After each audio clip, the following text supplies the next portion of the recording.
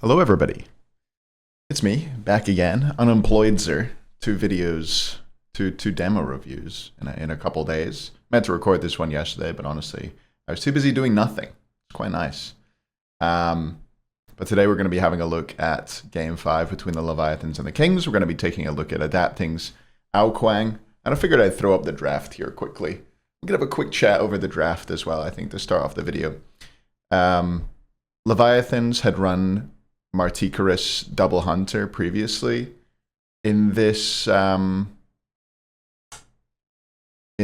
match, but they weren't able to get the Kuang in that one. It was banned bottom 2, and they ended up, I think they had like Marty, Hachiman, and I think they maybe went Serb solo. And so they decided to switch it up in this Game 5. They trust in the King and let him pick his Kuang top 3 into a matchup that I think people generally wouldn't favor the Ao into Serket. Like the direct jungle matchup, it's not one that feels particularly good, right? Because Serket's ults, if you try and use your stealth to get away from Serket, the ult damage is going to break the stealth from Water Illusion. Kuang's one. But he goes for it anyway, picks it up, and yeah, I guess the rest is history in this one. In terms of the comps, there's little bits about both that I don't really love. I feel like in terms of what this disco is providing through the early mid game, like, do you really want to fight through either of your side lanes here? I'm not sure. Maybe you want to give the passive to Kern and try and focus on invading purples. I'm not sure about exactly what it is that the disco passive is providing. Maybe just pick disco because big man loves the god late game, has a cripple. I'm not sure. But I think this one, it wasn't really decided by the drafts. It was decided by individual play in the end, and the Leviathans just came out on top in terms of that. I think I actually still prefer this King's draft, even looking at it now. I just don't get Cucullin. I think Final K had a couple big initiations in this game, but I'm not a big fan of Cucullin in the current meta. I think Fino's God Pool in general, unfortunately for him, just isn't very good right now. But he made it work. They made it work. Double Hunter are going to be strong. Marticarus, just ridiculous character. Let's be honest here. But yeah, let's get into the game. Let's check it out. Let me move that out the way. Go to the correct scene. Wow. I set this up earlier. Hopefully I didn't mess anything up. I did have to press some buttons early on, but I do have everybody in the right place. Does that mean it's... No, this one. I got it. Adapting is the one we want to watch. Hasn't leveled anything yet. Pro players tend not to do that. Walking around the jungle, you don't want to have... you want to end up getting caught and not being able to take your escape. So, yeah, starting off with Wing Shard, Blink. Both junglers go for the Blink to start off with, which I like to see. It's good when that kind of thing's encouraged. Even though these games are going super late, both feel like they can go Blink first relic, which is good. Going for the Eye of the Jungle, the Lost Artifact, and starting with a Health Chalice. I don't think I noticed this in the game. That's interesting. Yeah, let's fast forward through here a little bit. They're both hanging out over by the speed, but Adapting in this case is going to be the one who does the triple camp with Cucullin, I guess. Yeah, I'm not sure. I guess just because you get a couple threes off, you're probably better at clearing all the minions. And Mari, I would have thought Mari would be pretty good as well, though. Yeah, we'll just watch this one through. Early game's going to be fairly quiet, but I didn't want to skip it because there's some things in this game which I think helped a lot in terms of the way the game was decided in the end on the solo side of the map between these two junglers. So we'll check it out. Not having pressure with your Hunter mid, but to be expected. Ao is just pretty bad pressure. If he gets on you, though, he does so much damage at this stage in the game.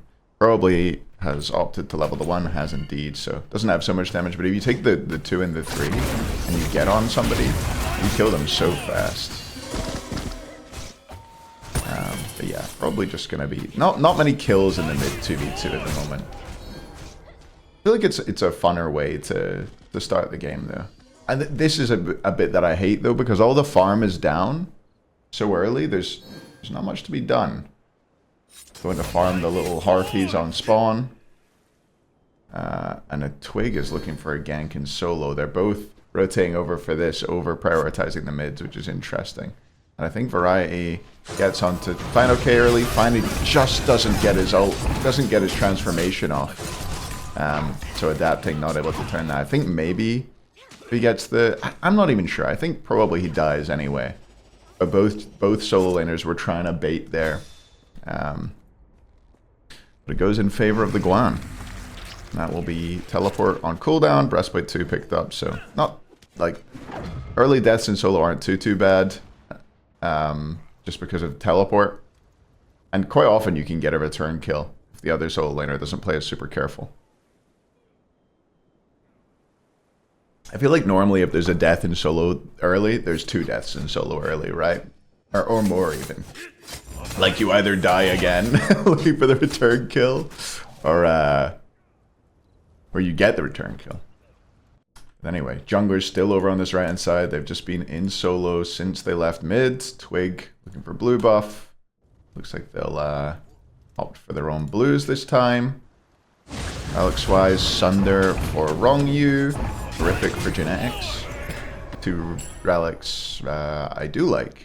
Supports to start. The one I don't like is Bracer. I mean, I just feel like it provides so little before it's upgraded. I know it's a ward, but you could just buy a ward, right? You could have whatever your second relic's gonna be. Yeah, we'll speed this one along a little bit. I'm trying not to make these videos like super long. It will inevitably be so.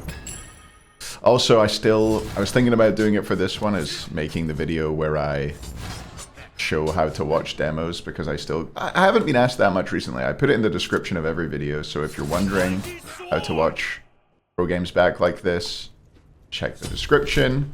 Another gank from Twig onto Final K. Teleport still down for 70 seconds. Adapting. Wants to go for the punish and just about gets it. I feel like Variety maybe could have played that a little bit better. Didn't have his ult up. I think if he just pathed to get out, rather than to help Twig fight, perhaps he could have gone out there. And I remember in this game, there's a pretty big mistake. I think that's a pretty big mistake, letting them get the return kill. I don't think they had to let Adapting get that return kill. Easy for me to say, obviously, but yeah, I don't think they had to let him get their return kill. And I think there's another one later on, which I really feel like got Adapting into this game, got him in the groove. Twig, after getting 2 early kills in solo, like that should have snowballed for Variety and Twig, but as has been, yeah, I'm just gonna say it, as has been the story this season so far, or the majority of this season so far, Twig and Variety kind of let their team down. Ooh, should have gotten a stolen blue there. Just a little bit of a. Are they gonna prioritize the Scorpion? No, they surely prioritize the blue. I feel like this is so weird, this little stand-up. I guess because Final K is ready to transform. He's gonna hold it close to the wall so that Final gets the XP. Always best to double split. I feel like, is there a range on how long you'll wait for your solo laner? My range is like 5 seconds. I'll hold blue buff for about 5 seconds for my solo laner. But you can see in comp play, especially jungle-wise, it's really important to try and split everything 2 ways, just because you get, I'm probably going to get the numbers here wrong somewhere, but I think this is right. You get 120% of what you would get soloing a buff if you do it with 2 people. So if it's 100 XP for 1 person, you get 60 XP each as 2 people. And I believe it used to be the same 3 ways as well. You'd get 120%, but you get 40, 40, 40. I feel like they nerfed that at some point. Maybe it used to be more. So hovering over towards the left-hand side, but we're not focused on that. We're focused on adapting. 4 points in the 3, 2 in the 2. I think on Owl, you don't level the ult, right? You level everything before the ult. He's a character I should probably learn, seeing as, yeah, I don't know. Some people who watch these videos probably don't watch my stream, but the other day I lost 17 games of Smite, ranked Smite in a row, and I've gone from like 2,800 MMR to 2,000 MMR. So I think Kuang would be a good one to have in the locker, as we see that, again, just constant solo ganks. Who has Disco passive, by the way? The Guan does. Okay. So at least that's being used for something. Twig should be fine. I think he taunted out the dash there by Final K. Nice. Okay moment. One of my favorite Twitch clips is that. Hopefully you've all seen it, but there's a Julio clip where he's playing Kukulin and he's in the rage form and he threes through somebody and he just goes straight through them and he just like screams "Gay!"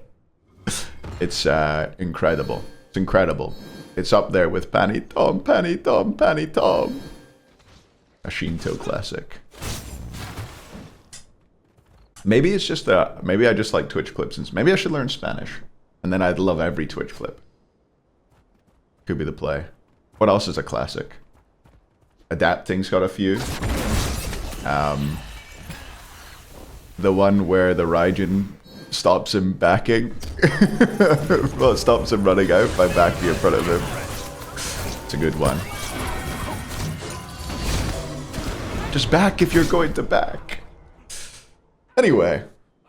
Again, adapting. Has he set foot in the duos? I think he's not gone further than the duo side back camps. No interest in going over there. I guess, this is the bit where I was talking about where Variety really messed up. He is way too deep. Look at where Twig is, around his own speed. Adapting. Does not let him escape. Make sure he just about takes him down. Man. Does feel like, Wing Shard's a little OP sometimes.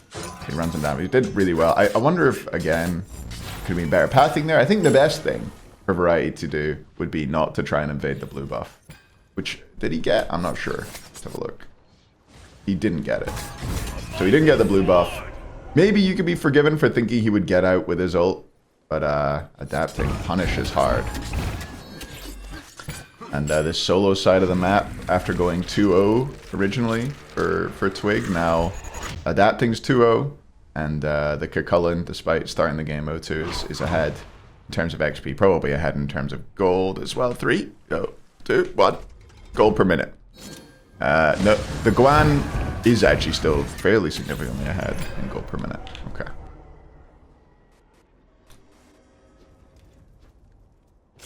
Oh, we can check out leveling order. Yeah, 3 into 2. Looks like Twig will...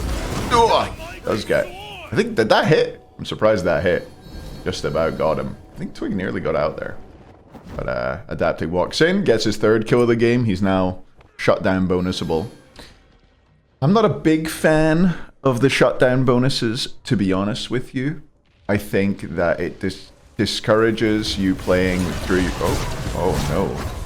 Big man. Horribly caught. Did he have no 3?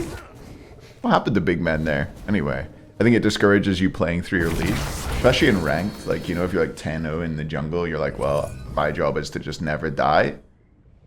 And to try and kill people, but it makes it very difficult. Both, so, well, have you seen this one before? Both junglers are on the solo side of the map, out on blue spawn.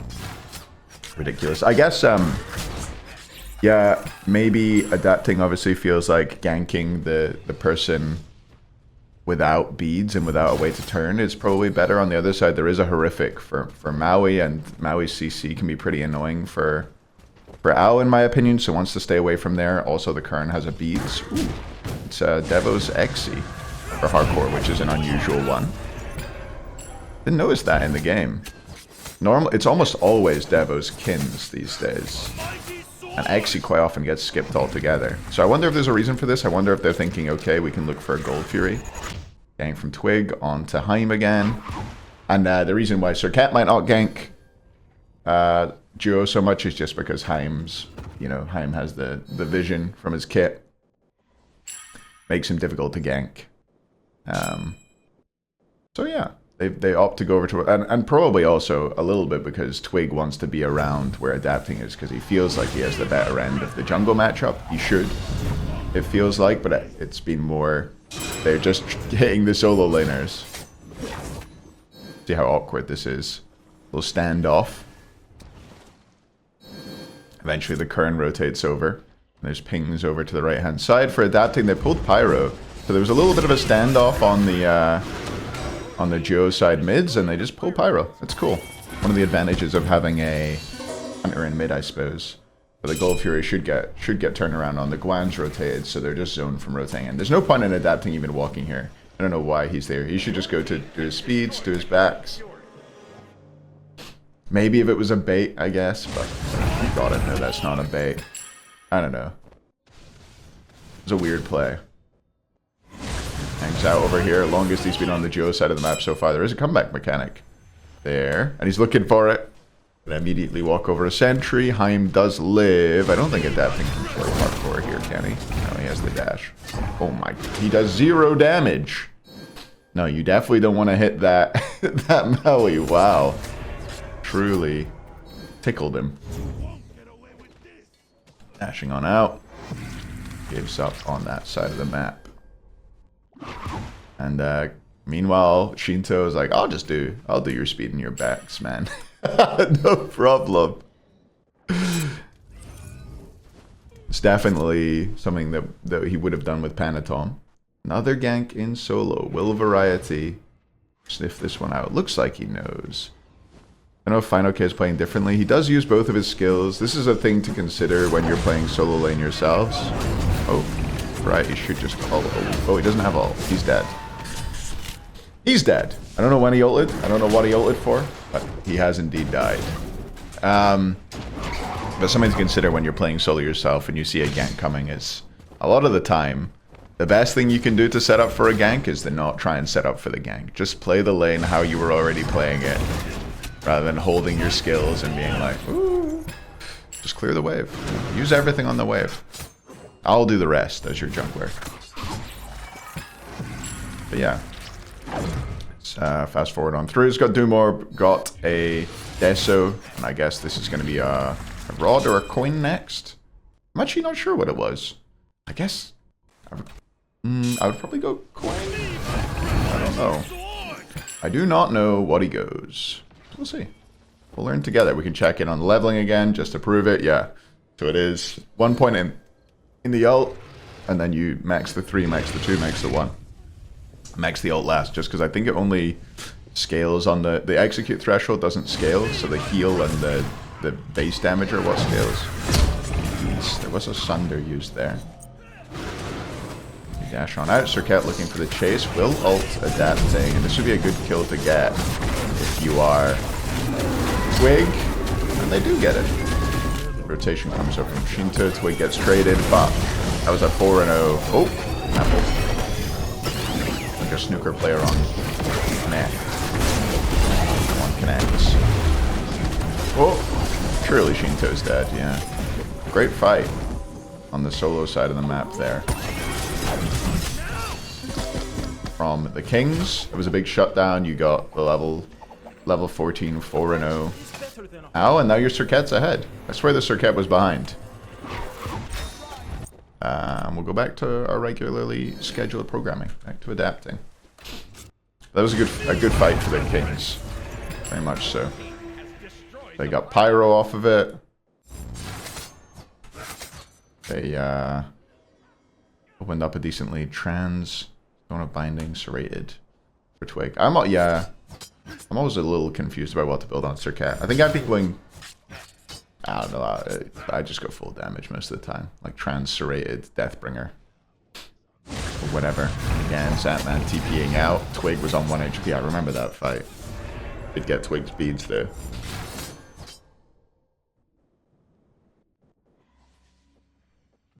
What else is going on? We still don't know what this item's going to be. I guess we could check F2? No, 2?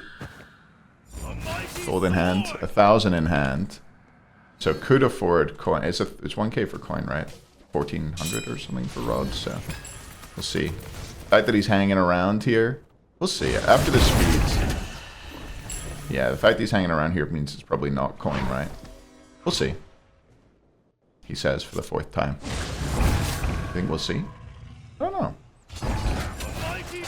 And he goes back to base. It will be a rod.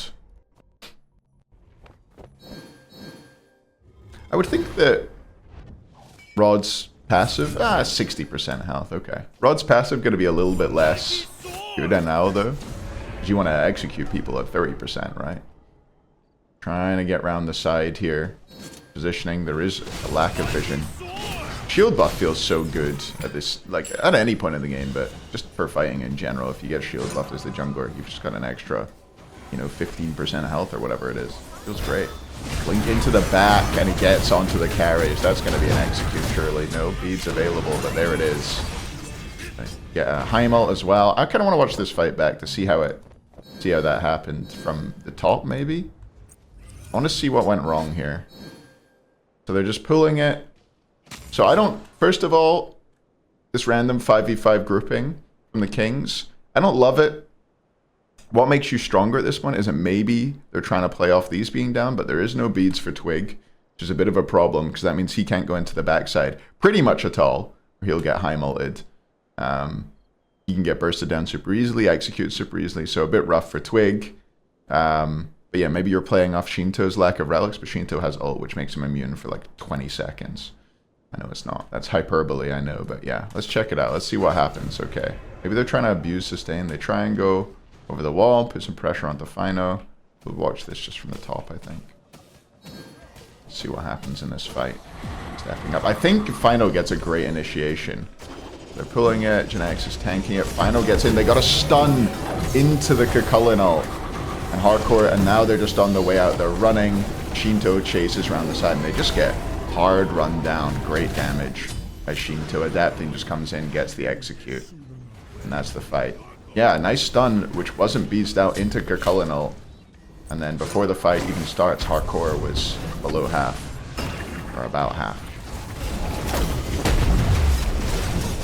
Bit of a tough one. I'll watch Adapting again. And okay, it does die to variety, but it feels like this is Fire Giant. Look at that, man. He's so clean. I gotta learn to do this. Right, I'm playing Kuang after this. Leave it open in my ranked game.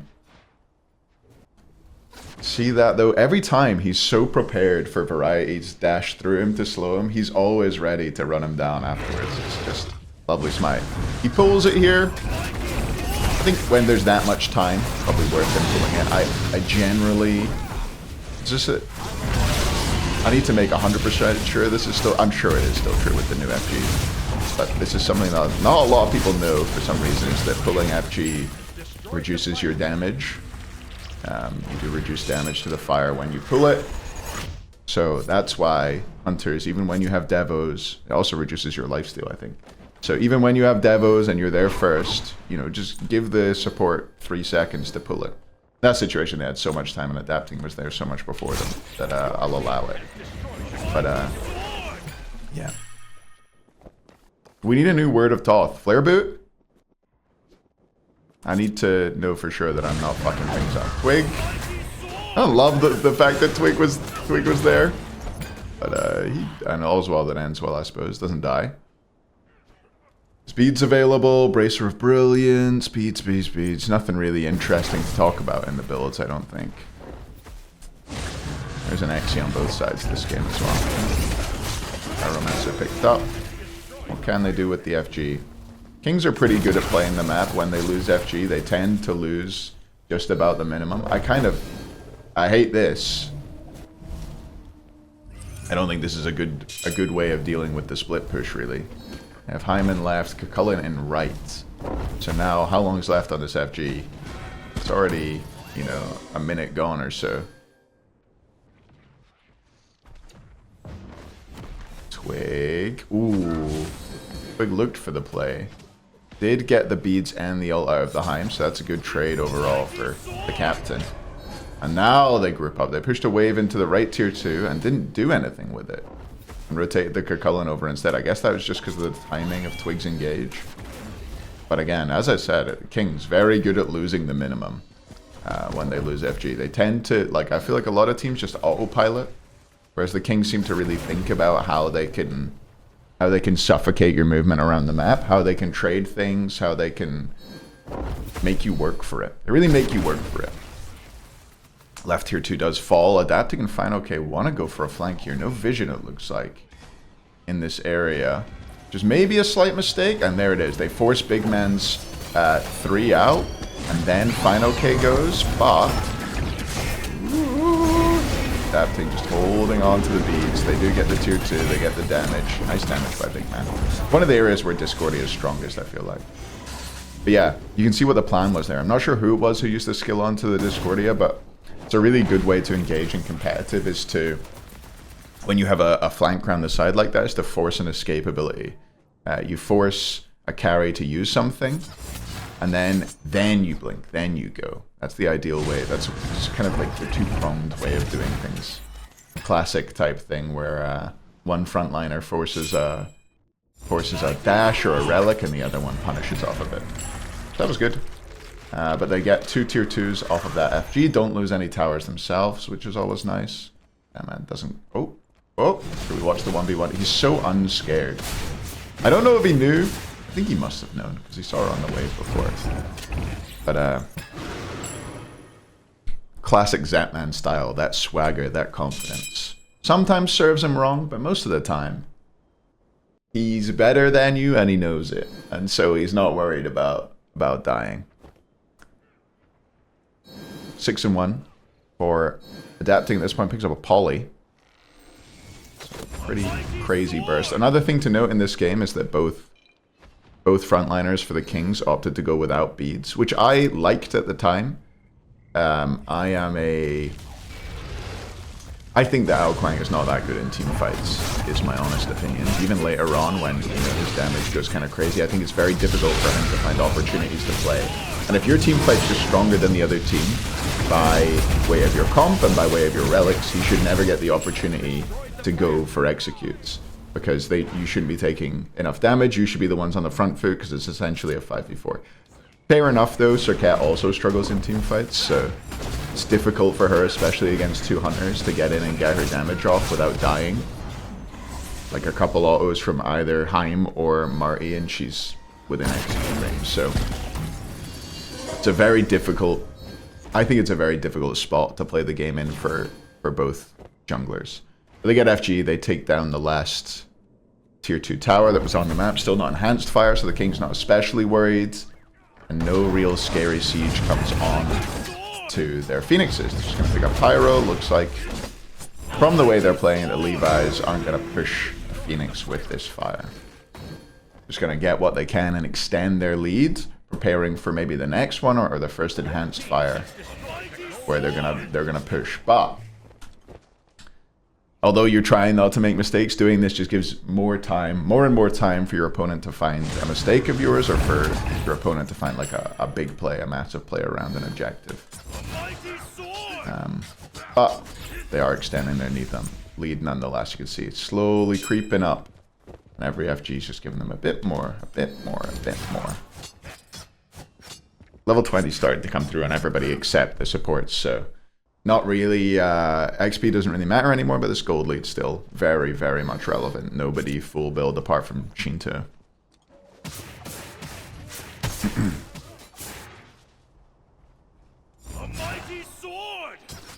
They're just playing it slow. I doubt they'll actually push this. They'll look and see if there's going to be a mistake from the Levi's. Again, they send... I don't know if this is a strat they've come up with because the Kings are so adept at splitting the map, but it seems like every push they're trying to push up all 3 waves, and they're sending Fino to solo to make sure that they aren't getting traded or backdoored or pushed around the map, making sure that they're in control of the tempo of the game. Ward here to watch for these rotations between the towers means that they won't be caught off guard. Sunder and Bomb used. And adapting ends up having to beads. That was a nice play by Variety. They knew there might be a sort of all in on the Phoenix, so Variety makes sure that it can't happen, forces out the beads with his ult, but now is vulnerable to an execute if one were to come through on a match break on that Tainted Breastplate. Ooh, Sclearing. Yeah, I guess working on Fey Blast hoops. So many items in the game right now that are just so dead. It makes me, you know, I was playing Baron solo and I bought, tablet. Holy shit, the item's terrible. And remember the cooldown item they added? It feels like all the new items they add. Oh, I nearly picked off on the left hand side. There was that man, but doesn't have to use anything other than his teleport. I feel like they killed those items way too much. Let's have a look at this fight from above. Twig, the only one here. They DPS it. Looks like they might want to reset and fight. No Heim here, but no, they're just going to all in. That's another give it up call. It's not EFG. We just dealt with the last fire. Let them have it. Let's see. I wonder if... I really hope there's a new patch coming on Thursday with Season of Souls. I hope there's some changes that make sieging easier in it. I really don't like this, like, let's just wait on our phoenixes forever. I also don't like when teams are sloppy on sieging, but I feel like it's beyond that here. What was I gonna say?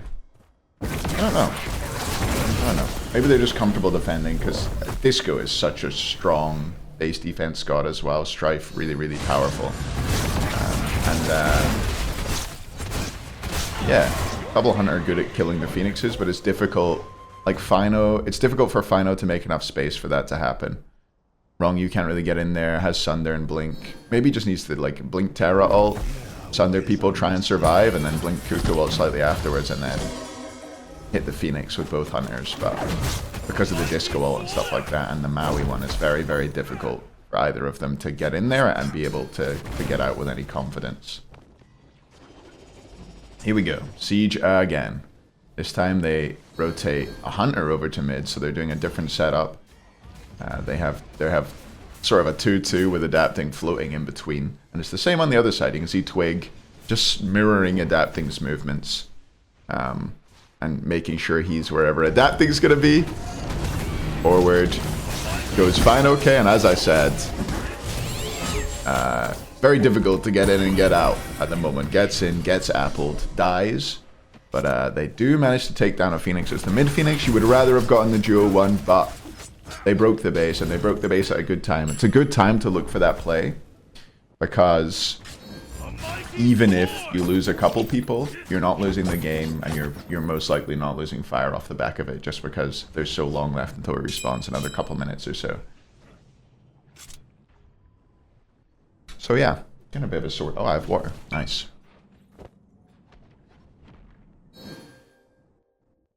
32 minutes of talking does that to you, I guess. I actually find it a lot easier to talk for long periods of time when I'm drinking. I don't know if it's because I'm drinking, I'm just having so much more fluid, or it's something that maybe it relaxes my vocal cords a bit. I think people who talk for a living swear by lots of different teas.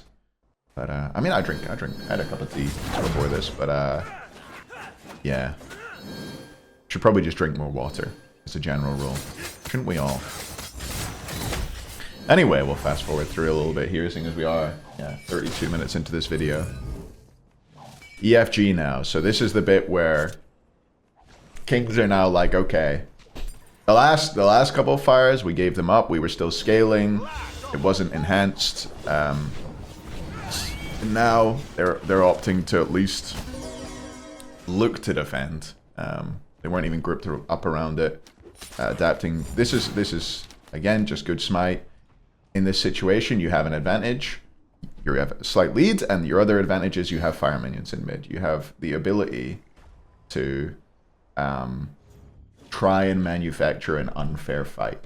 I've talked about it so much in my sieging videos. God, there was another terrible siege in this tournament again, wasn't there? By I think it was the Hounds, and another one. That thing looks to go in mid. Where do they go on here? They should just go on the Glen, right? Yeah.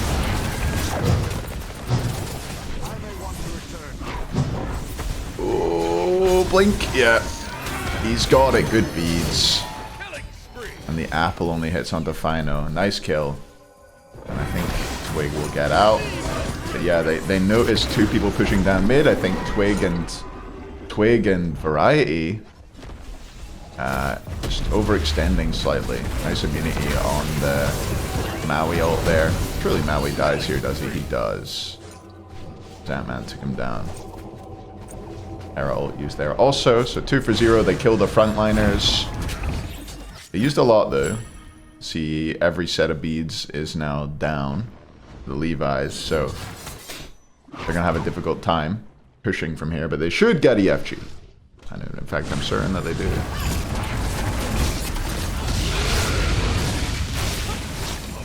This is a bad sentry. Doesn't cover this. I mean, it's bad. It's weird. I feel like you do need to double sentry the FG pit these days. I don't know where the optimum places are for putting them, honestly. But I do like those sneaky little wards. At the old FG pit, there was like a bit... there was a place you could put a sentry that would deny all vision of fire. Nowadays, it feels like it's obligatory to have two.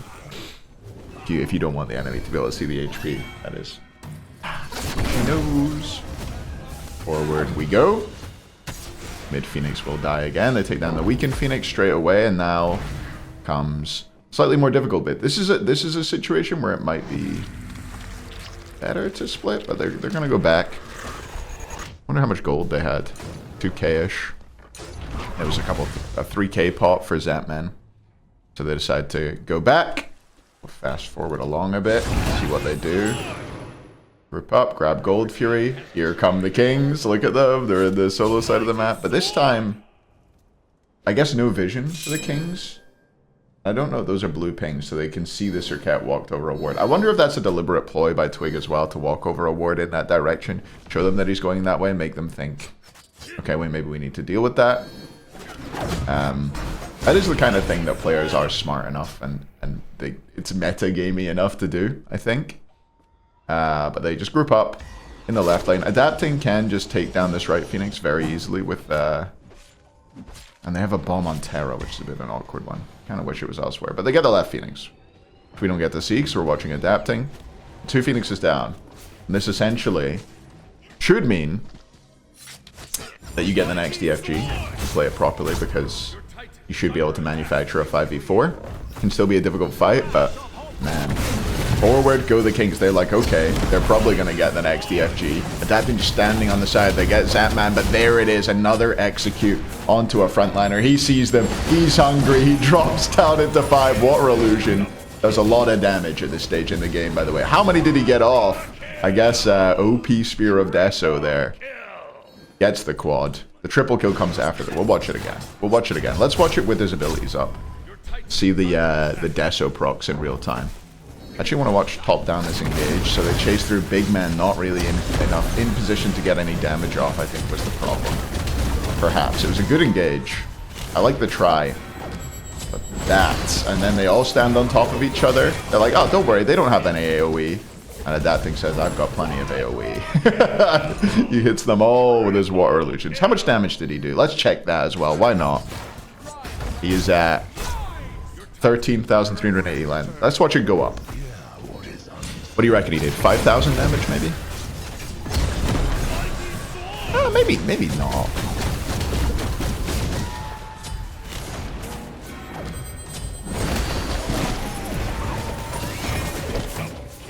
Yeah, more than 5. Was he at 13,000? Did I say 13,000? One more time. I'm sorry. He did 7k damage. 7k damage. You know what? I'm with the casuals. Nerf Kuang. What is that? They all stood on top of each other to make use of auras and to, yeah, try and avoid, like, the lack of AoE damage was what they were trying to punish. But they had enough. And then I don't know if you saw. Maybe I'll put the clip of Adapting celebrating his win and saying "good game, well played" to the enemy team over this bit. Good sportsmanship. But they did it. 37 minutes exactly. The Levi's take down the Kings 3-2. And what was, you know, if there had been anything real on the line, this could have been this was an absolute banger of a set. Even then, it was a banger of a set. I really enjoyed watching it, but felt like a bit of a Michael Mouse tournament. It's good to see. It was so fun. Look at them all pinging. Did everybody ping? Looks like they all pinged to me. Anyway, player damage, 20,000 in the end, 12 wards. All right, can this go away? Is it going to go away? There we go. Still got that bug where both teams are red. But yeah, that was fun. Adapting Kuang. I'm going to go play Kuang. See you in the ranked queues. Thanks for watching, everybody. And I'll see you next time. Bye.